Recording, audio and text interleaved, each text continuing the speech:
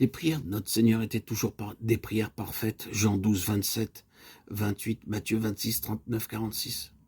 Le Seigneur possédait la clé pour la prière. Lorsqu'il refusa de voir les Grecs qui désiraient le rencontrer, il dit « Maintenant mon âme est troublée, mais que dirais-je » Il examinait la situation soigneusement et pensait « Dois-je dire, Père, délivre-moi de cette heure ?» Non. Il savait qu'il ne pouvait pas prier ainsi. Il savait ceci. C'est pour cela que je suis venu jusqu'à cette heure. Alors il pria ainsi, Père, glorifie ton nom.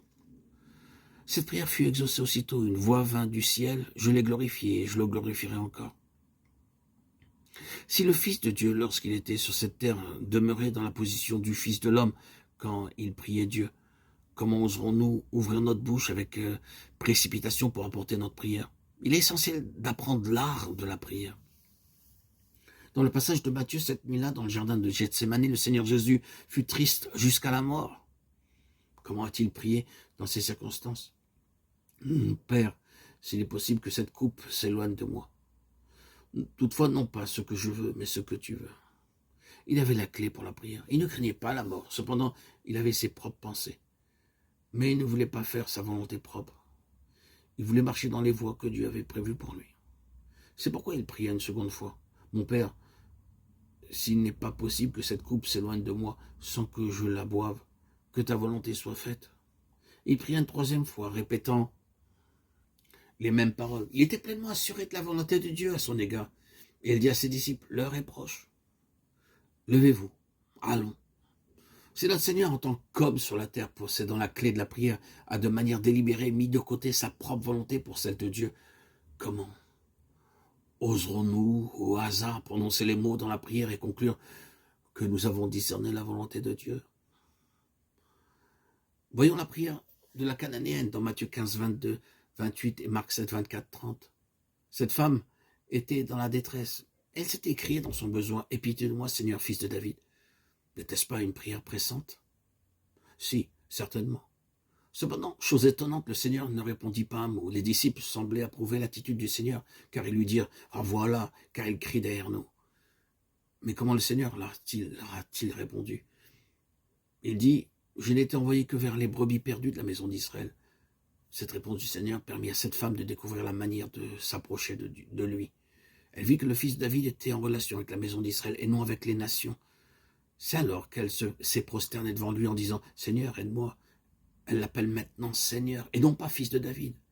Elle a réalisé que seule la maison d'Israël avait le droit d'user de ce titre. Elle a donc délaissé sa mauvaise conception des choses pour renouveler sa demande au Seigneur et de le jeter et dire au Seigneur. Le Seigneur lui a répondu « Il n'est pas bien de prendre le pain des enfants et de le jeter aux petits chiens ». Cette réponse était si déroutante. Elle semblait accréditer le fait que le Seigneur rejetait la femme. En réalité, il voulait lui faire voir tout le chemin parcouru par la grâce de Dieu.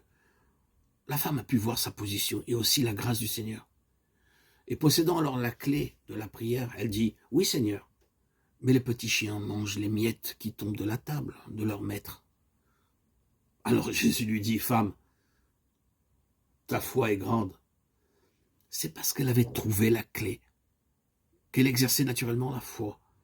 Dans Marc 7, nous lisons que le Seigneur dit, à cause de cette parole, « Va, le démon est sorti de ta fille. » Sa brève prière fut exaucée car elle possédait la clé et priait avec à propos. C'est ce que nous devons apprendre.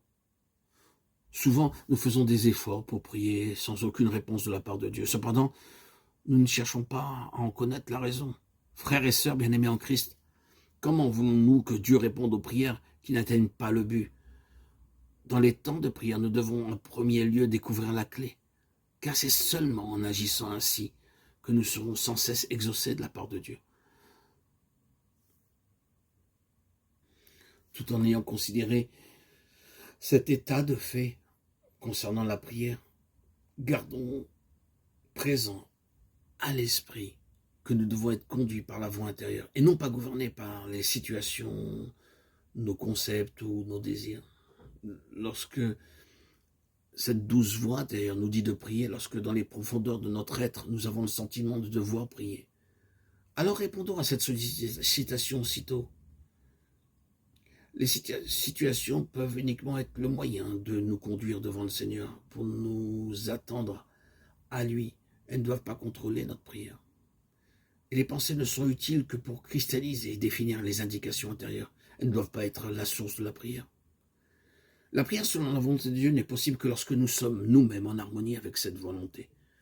À moins que nos affections n'aient été disciplinées, nous ne pourrons pas suivre la conduite intérieure de la prière, parce que nous serons influencés par nos propres désirs et chercherons à introduire Dieu dans nos plans. Dès que nous constatons que nous prions sans efficacité, nous devons en rechercher la raison. En nous attendant au Seigneur, nous devons parvenir au point où la douce voix intérieure dira « c'est cela ». Alors, bien-aimés en Christ, frères et sœurs, nous serons libérés, car nous aurons la clé. Et en l'utilisant et en progressant dans la prière, nous serons assurés de la réponse de Dieu. Ésaïe 62,6 déclare « Sur tes murs, Jérusalem, j'ai placé des gardes. Ils ne se tairont ni jour ni nuit. Ces veilleurs sont des hommes de prière. Ils doivent être attentifs à ce qui peut survenir et avertir les autres. Ils doivent replacer les choses devant Dieu continuellement. Il ne s'agit pas d'individus isolés dont il est question dans ce passage. Ils ne se tairont ni jour ni nuit.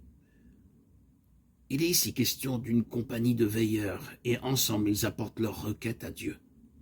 Et leur prière n'ont de cesse qu'il rétablisse Jérusalem et la rende glorieuse sur la terre. Nous devons persévérer dans la prière jusqu'à ce que le corps de Christ soit édifié. Dieu a besoin de nos prières. Nous devons avoir l'esprit de prière.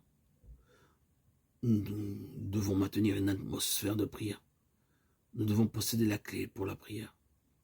Frères et sœurs bien-aimés en Christ, levons-nous et apprenons à prier. Cherchons la clé de la prière afin de répondre aux besoins de Dieu aujourd'hui.